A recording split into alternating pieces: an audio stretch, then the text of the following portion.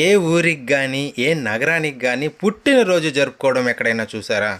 బహుశా ప్రపంచంలో కూడా ఎక్కడ చూసుండ్రేమో వినుండ్రేమో, కానీ ఒక్క తిరుపతికి మాత్రం ఆ ప్రతిష్ట దక్కింది.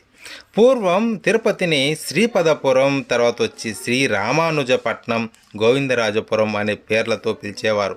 శ్రీ అంటే మహాలక్ష్మి, పతి అంటే మహావిష్ణువు. ఆ విధంగా శ్రీపదపురం అనే పేరు వచ్చింది.